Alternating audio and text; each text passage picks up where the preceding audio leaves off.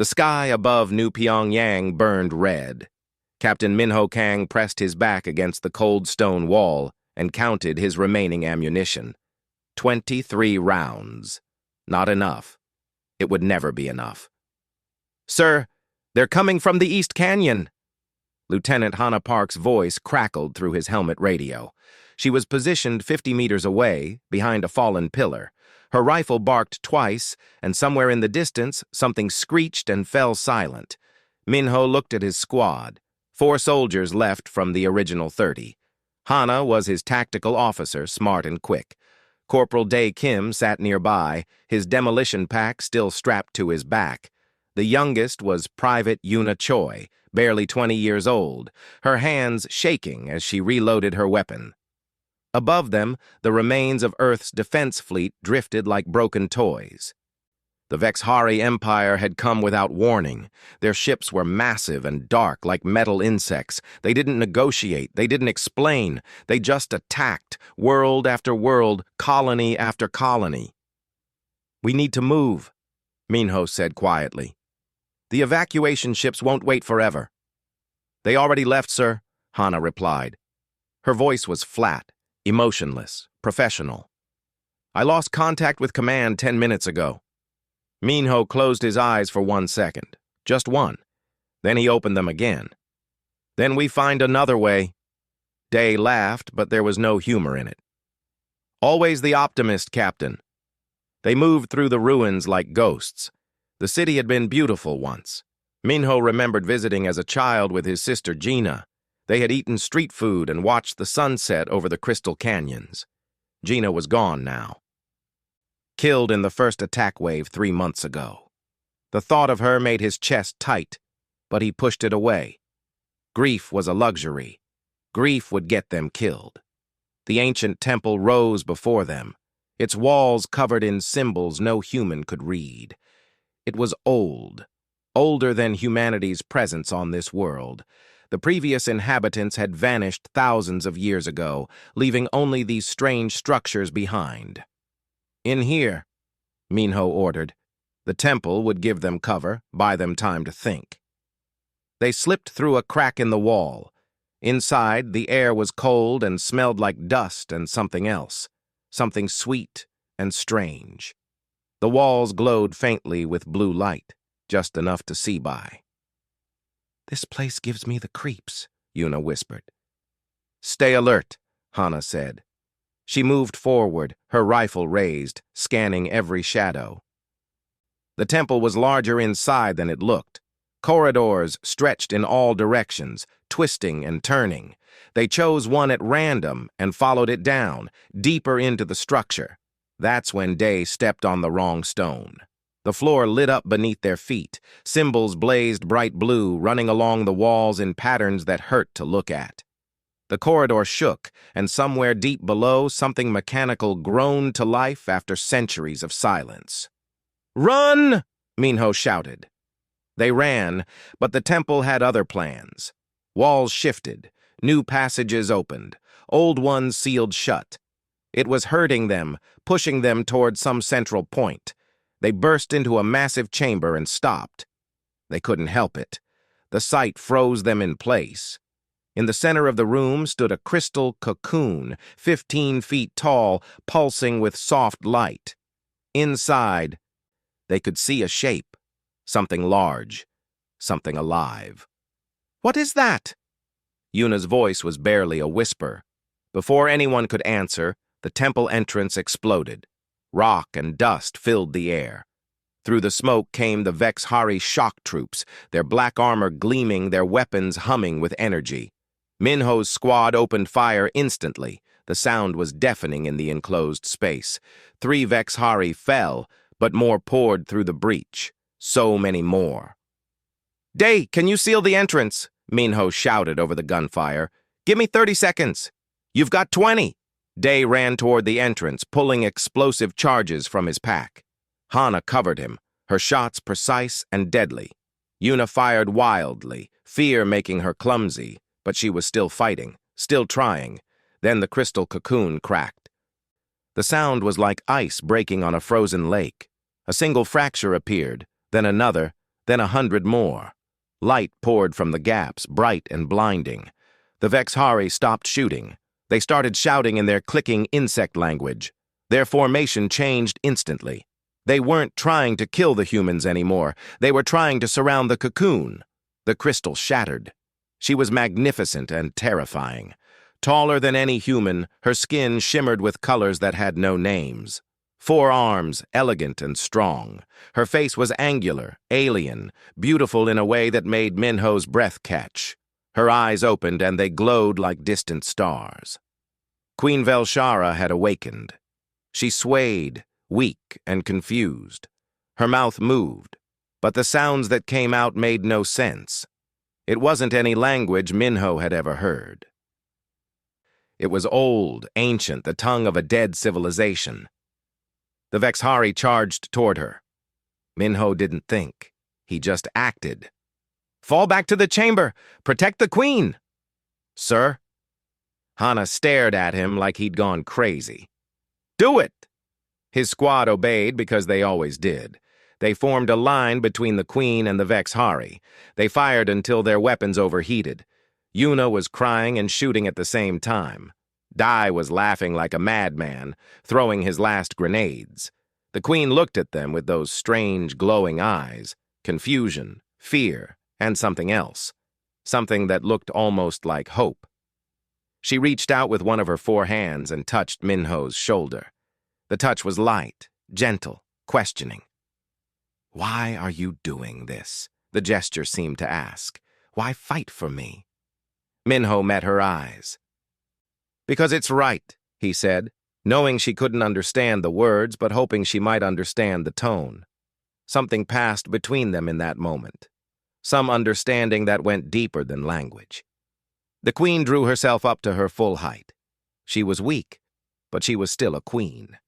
Power gathered around her like a visible aura, crackling and bright. She raised all 4 arms and screamed. The sound knocked the Vexhari backward like a physical force. The temple walls shook. Dust rained from the ceiling. "Day, now!" Minho shouted. Day triggered his charges. The entrance collapsed in a roar of stone and fire. Half the Vexhari were crushed instantly.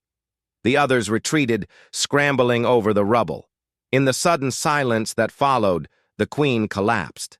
Minho caught her before she hit the ground. She was heavy, far heavier than a human, but his armor's servos compensated.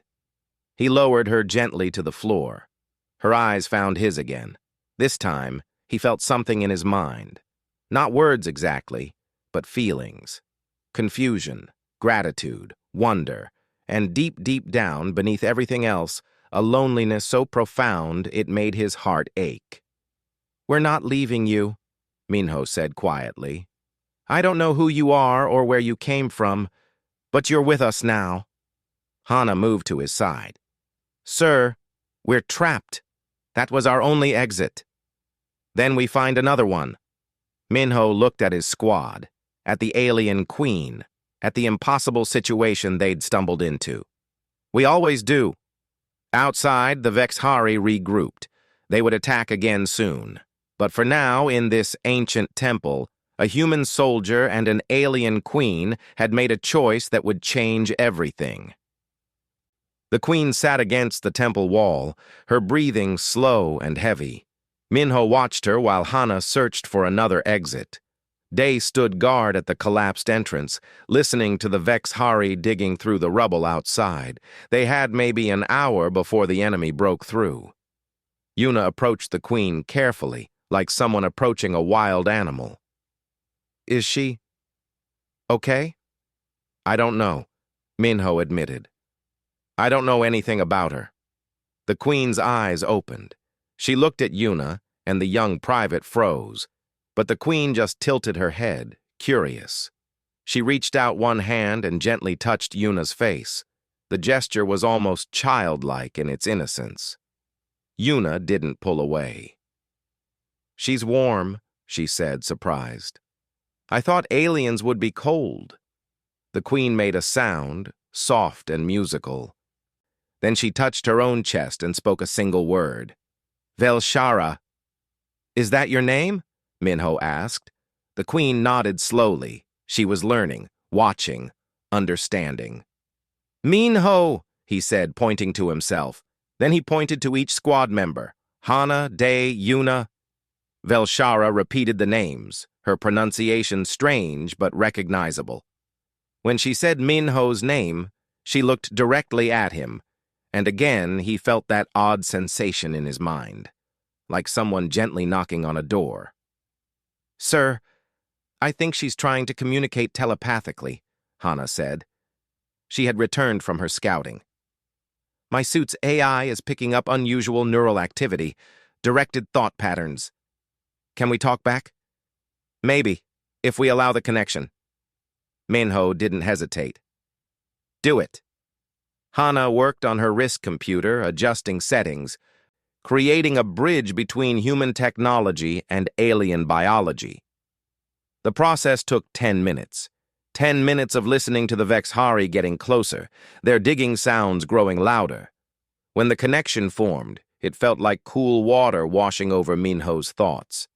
Then came images, emotions, fragments of meaning that weren't quite words but conveyed understanding anyway. Confusion. Where am I? What time is this? You're on New Pyongyang, Minho thought back. A human colony. The year is 2847. How long were you in there?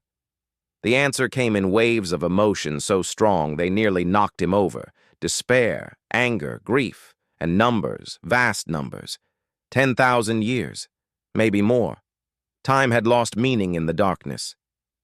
Why? Minho thought. Who imprisoned you? The queen's mental voice was like music and breaking glass combined. My own people, my council. They feared my power. They sealed me away and told the empire I had died. She paused, and Minho felt her confusion. Why do you fight for me? I am nothing to you, a stranger, an alien. Minho didn't have to think about his answer. Because it's the right thing to do, because you needed help and we could give it. This concept seemed to genuinely puzzle her. She sent him an image, a memory from her past. He saw armies bowing before her, millions of beings following her every command. He saw worlds conquered, civilizations absorbed into her empire. He saw power beyond imagination. But nowhere in those memories did he see friendship. Nowhere did he see anyone helping another simply because it was right. We took what we wanted, Velshara thought. We conquered because we were strong. The strong rule. The weak serve. This is the way of the universe. Not our way, Minho replied. Before she could respond, Dai shouted a warning. They're breaking through! The collapsed entrance exploded inward. Vexhari poured through the gap, their weapons blazing. Minho's squad returned fire, but they were outnumbered 20-1. We can't hold them! Hana yelled. Velshara struggled to her feet. She was still weak. Her imprisonment had drained her, but Minho could feel determination flooding through their mental link. She raised all four arms and spoke directly into his mind. I can help you. I can share my strength with your bodies, but it requires a deeper connection, a melding of consciousness. My people only did this with those they trusted completely. It will let me see everything you are, every memory, every fear, every secret. Do it, Minho said immediately. Are you certain? Once joined, I will know you as I know myself. My squad is dying. Do it now. The queen placed one hand on Minho's helmet. The connection deepened, became something vast and overwhelming. Suddenly, he wasn't just Minho anymore. He was also Velshara, ancient and powerful, lonely beyond measure. And she was him. She saw his childhood in Seoul, playing in the streets with his sister Gina. She saw his academy training, his first command, his first loss. She saw every soldier who had died under his leadership, every face, every name carved into his memory like scars.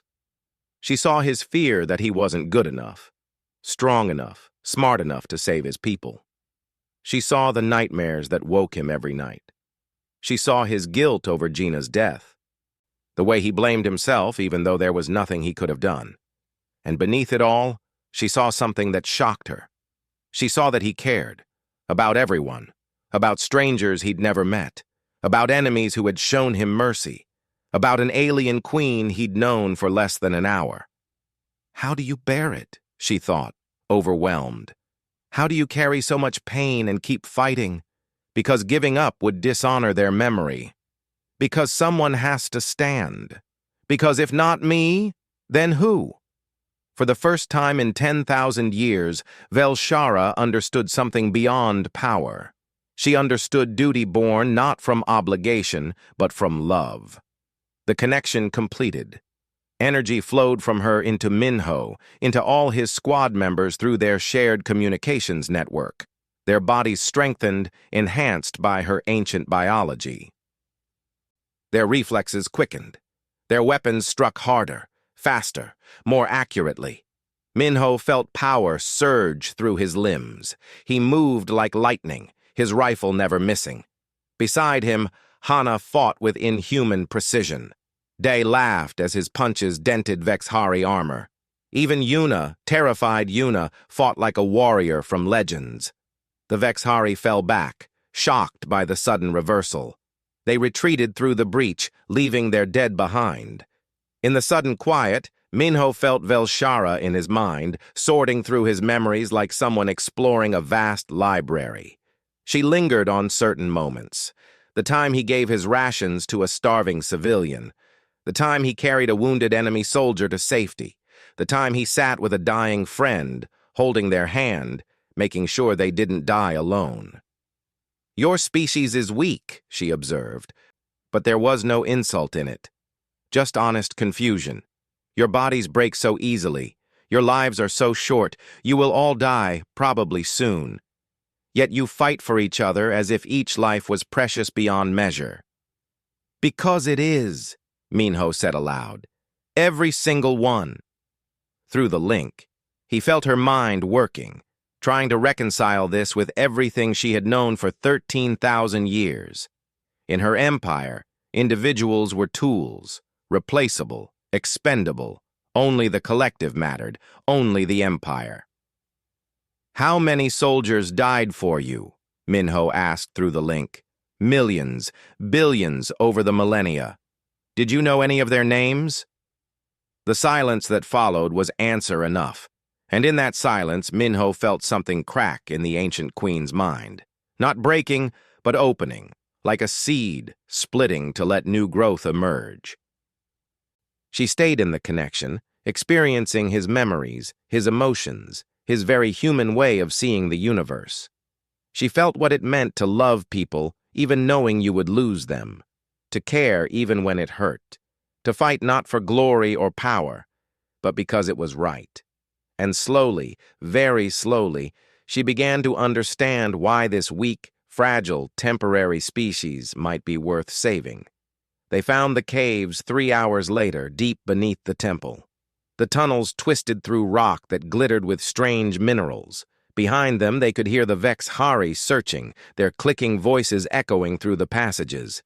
Yuna stumbled, and Minho caught her. His hand came away wet with blood. I'm fine, she lied. Her face was pale, and she was holding her side. Let me see. Minho carefully lifted her armor plate. The wound underneath made his stomach turn. A Vexhari energy weapon had burned through her suit. The flesh was charred and bleeding. Through the mental link, he felt Velshara's curiosity. She was watching, learning, trying to understand why this injured human mattered so much to him. Hana scouted ahead while Day kept watch on their back trail. That left Minho alone with Yuna and the Queen. He pulled out his medical kit, hands steady despite the fear gnawing at his gut. This is going to hurt, he warned Yuna. She nodded, biting her lip. She was so young, 20 years old. She should be in college somewhere, worrying about exams and dating, not bleeding in an alien cave 1,000 light years from Earth. Minho cleaned the wound as gently as he could. Yuna whimpered, but didn't cry out. Through the link, he felt Velshara's confusion intensify. "Why do you care so much?" she asked. "She is just one soldier, one individual among billions of your species." "She's not just anything," Minho replied quietly, not taking his eyes off his work. "She's Yuna. She likes strawberry ice cream and old movies. She calls her mother every week. She wants to be a teacher when the war ends." He paused, applying synthetic skin to the wound. "She matters. But you barely know her. You've commanded her for what? 3 months? Doesn't change anything." Velshara was quiet for a moment. Through the link, Minho could feel her sifting through his memories again, finding every moment he'd spent with his squad. The small conversations, the shared meals, the way he knew Hana liked her coffee black, that day hummed when he was nervous, that Yuna twisted her hair when she was thinking. In my empire, she thought slowly, commanders knew statistics, troop numbers, combat effectiveness ratings, but not this, not the small things. "Then your empire missed the point," Minho said. He finished bandaging the wound and looked at Yuna. "Better?" "Better," she agreed. "Thank you, sir. Get some rest. That's an order." Yuna settled against the cave wall, exhausted. Within minutes, she was asleep. Minho stayed beside her, keeping watch, one hand resting on her shoulder, a protective gesture, brotherly. Through the link, Velshara experienced the weight of his worry. She felt how every soldier under his command carried a piece of his heart. She felt the guilt that consumed him every time one of them got hurt. "You blame yourself," she observed, "for her injury, for all of it. I'm their captain. Their lives are my responsibility. But you did not pull the trigger. The enemy hurt her, not you. Doesn't matter. I chose the path that led us here. Every decision I make could get them killed." He was quiet for a moment. "Do you know how many soldiers I've lost since this war started?" "How many?" 47. I remember every name, every face. I see them when I close my eyes." His voice was flat, matter-of-fact. This was just truth, not a plea for sympathy. "Garcia died saving me. Lee bled out in my arms. Park, different Park, was vaporized by a ship's cannon. I couldn't even find his body to send home. Yet you continue to lead, to fight, knowing more will die. Because someone has to. Because giving up would make their deaths meaningless." Velshara went quiet. Through the link, Minho felt her confusion deepening into something else, something that felt almost like pain. She was comparing his experience to her own memories. She had ruled for 3,000 years before her imprisonment. Millions of soldiers had died in her wars of conquest. She had watched fleets burn, cities fall, entire species submit or be destroyed. And not once had she known a single soldier's name. Not once had she felt what Minho was feeling now, this crushing weight of personal responsibility for every life.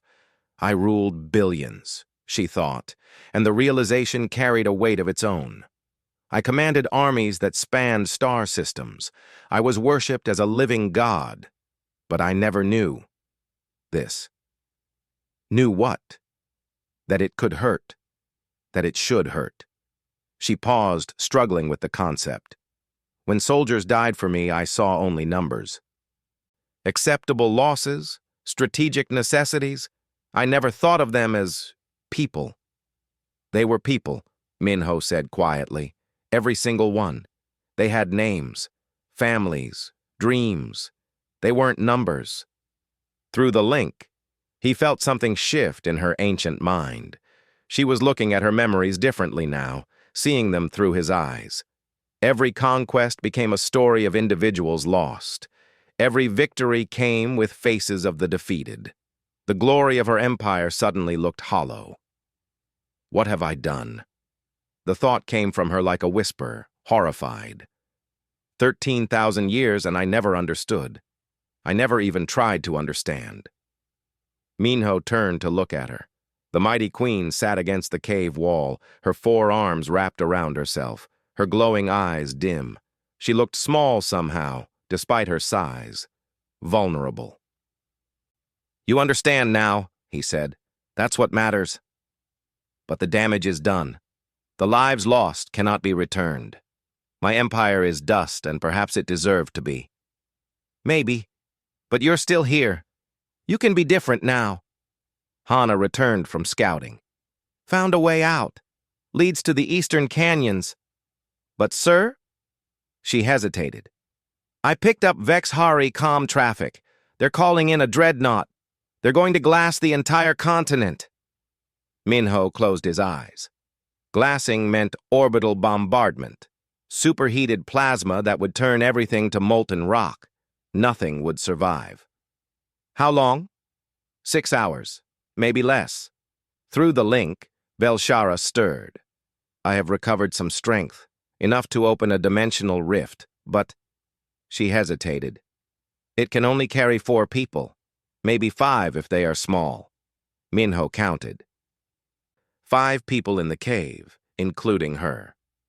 "How small?" Day asked, having overheard. "Very small. Children, perhaps, not adult humans in armor." Silence fell over the group. They all understood what that meant. Someone would have to stay behind. "I'll stay," Minho said immediately. "Get my people out, that's—" "No," Hana interrupted. "I'm staying. You're a better tactician. The fleet needs you." "I'm the oldest," Day said. "Had a good run. You all go." "Please," Yuna said quietly. "Let me. I'm already hurt. I'll just slow you down anyway." Minho listened to his squad argue about who deserved to die, each one of them genuinely willing, each one ready to sacrifice themselves so the others could live. And through the mental link, he felt Velshara experiencing it all. She felt their fear, their determination, their love for each other. She felt how each person's offer came not from despair, but from compassion. They weren't giving up. They were giving away their lives like gifts. In 13,000 years, she had never witnessed anything like this. "Stop!" her mental voice commanded, resonating with ancient authority. "I will not permit this choice. I will not watch you destroy yourselves for each other." "There's no other way," Minho said. "There is always another way." She stood, her full height impressive even in the low cave. "I can perform a ritual, a transference of essence. I can pour my consciousness and power into one willing host. The host would become strong enough to fight the Vexhari, to buy you time to escape." "What's the cost?" Hana asked. "The host would carry all my memories. 13,000 years of existence. Most minds would break under the weight. And I would be reduced, vulnerable, powerless. Everything a queen should never be." "Why would you do that?" Minho asked. Through the link, he felt her answer before she spoke it. "Because you taught me something. That some things are worth becoming weak for. The ritual required time they didn't have." Velshara explained it would take hours, and they could already hear the Vexhari moving through the tunnels. But there was no other choice. "I'll do it," Minho said. "Sir, you don't know what 13,000 years of memories will do to you," Hana protested. "It could destroy your mind." "Then it destroys my mind. But you 3 get out alive." Through the mental link, he felt Velshara's reluctance. She didn't want to do this to him. The process would be painful, possibly fatal. And if he survived, he would carry the weight of her entire existence. Every mistake, every regret, every moment of her endless loneliness. "Are you certain?" she asked. "Once begun, it cannot be stopped." "I'm certain. How do we start?" They moved deeper into the caves, finding a small chamber where they could barricade the entrance. Day set up their remaining defenses while Hana helped Yuna prepare for the escape. They would need to move fast once the ritual was complete. Velshara had Minho sit facing her. She took his hands in 2 of hers. Her skin was warm, and through the link, he felt her nervousness. She had never shared herself this completely, not even with her own people. The vulnerability terrified her. "It's okay," Minho said quietly. "I'm ready." The ritual began with words in her ancient language, musical and strange. The air around them started to glow. Then she pressed her forehead to his, and the universe exploded. He was no longer Minho. He was her. He was Velshara. He experienced her hatching in the royal pools of Cathar, the home world. He felt the warmth of the birthing fluid, the first breath of air, the voices of servants welcoming their new queen. He was only minutes old, but already he knew he was destined to rule. The years flowed by like water. He grew, learned, trained. At age 200, he led his first military campaign. The enemy world fell in 3 days.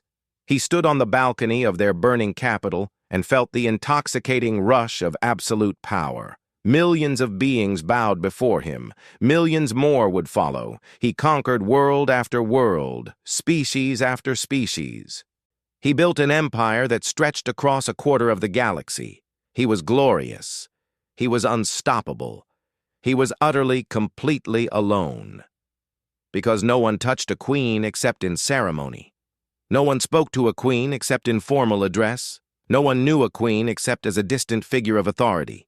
He had billions of subjects, but not a single friend. He felt her first moment of doubt. It came 3,000 years into her reign, watching a pair of servants comfort each other after a disaster. They held each other and cried together. Such a simple thing. Such a forbidden thing for royalty. He felt her push the doubt away. Emotions were weakness. Connection was vulnerability. A queen stood alone, and that was proper. More centuries passed. His council grew ambitious. They whispered about succession, about new leadership. He was too powerful, too eternal. The empire couldn't grow with an immortal ruler who never changed. He felt the betrayal. His most trusted advisor, someone he had known for 1,000 years, activating the crystal chamber, the others holding him down, the seal forming around him. "You are the empire," they said, "but the empire no longer needs you." Then darkness, silence. 10,000 years of nothing but his own thoughts, screaming into an endless void. No one coming, no one caring, no one even remembering his name. The loneliness was worse than death. Death would have been mercy. This was existence without meaning, consciousness without purpose, awareness without end, and then, impossibly, a crack of light, voices speaking a language he didn't know, the crystal shattering, strange beings in armor, small and fragile-looking. One of them deciding, in a heartbeat, to defend him, not for power, not for advantage, simply because it was right. The memories crashed over Minho like waves, each one carrying the weight of centuries. He experienced her confusion at his kindness, her growing understanding as she touched his mind, her shock at discovering that these weak, temporary beings possessed a strength she had never imagined. He felt her watching him care for Yuna, felt her trying to comprehend why an individual soldier mattered, felt the moment when his memories of the dead cracked something open inside her ancient heart. And beneath it all, he felt her loneliness. The crushing, endless, unbearable loneliness of someone who had never been truly known by another being, who had ruled billions, but never had someone hold her hand when she was afraid. The transfer deepened. Her consciousness began flowing into him and his into her. They were becoming something new, something merged. Minho gasped, his body shaking. 13,000 years of existence was too much. His human mind couldn't hold it all. But Velshara was there, supporting him, showing him how to organize the memories, how to make space for them without losing himself. "You are stronger than you know," she thought gently. "Your mind is small, but it is flexible. Mine was vast, but rigid. Together, we can carry this." Hours passed. Outside, they heard explosions. The Vexari had found them. Day was shouting, his weapons firing. Hana was calling for Minho to hurry. But the ritual couldn't be rushed. Slowly, carefully, Velshara poured herself into him. Her power, her memories, her very essence. She kept only a tiny core of awareness, barely enough to think, to feel, to be. When it was complete, Minho opened his eyes. They glowed with the same light as Velshara's once had. Power flowed through his veins, ancient and vast. He stood, and the movement felt different, stronger, faster, more. Velshara's form had changed. She was small now, no larger than a human child, her body crystallized and dormant. Hana quickly placed her into a protective case. "Sir?" Hana stared at Minho. "Are you... you?" "I'm me," Minho said, but his voice carried harmonics it had never had before. "I'm also her. We're together now." He could feel Velshara's tiny consciousness resting in a corner of his mind, tired but peaceful. For the first time in 13,000 years, she felt safe, because she wasn't alone anymore. The barricade exploded. Vexhari poured through, 50 or more. Minho stepped forward to meet them. The power was incredible. He moved like light itself, his body enhanced far beyond human limits. He didn't need weapons. His hands struck with force that shattered armor. Energy flowed from him in waves that knocked enemies backward, but he didn't fight with cold efficiency. He fought with human rage and determination. He fought for his squad, for the innocent people dying above, for the memory of his sister and all the others lost to this war. He fought like Minho, enhanced by the power of a queen. The battle lasted 6 hours. He held the canyon entrance alone while evacuation ships descended. His squad escaped with thousands of other survivors. The Vexhari threw everything at him, and he stood firm. When the last ship lifted off, when he finally let himself fall, the orbital bombardment began. The sky turned white with heat, but human hands caught him, pulled him into a ship, carried him to safety. "I've got you, sir," Hana said, her voice breaking. "We're not leaving you behind." As consciousness faded, Minho felt Velshara's quiet gratitude. They had both survived. They had both found what they were looking for. Someone who understood. Someone who cared. Someone who wouldn't let them face the darkness alone. Minho woke 3 days later in the medical bay of a human frigate. His body ached in ways he didn't know were possible. The borrowed power was gone, returned to its source. He was just human again. Just Minho.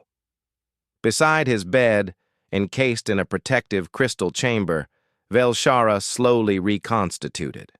Her form was small, barely visible, but he could feel her presence in his mind. The connection remained, though quieter now. "You're awake." Her mental voice was weak, but warm. I was worried.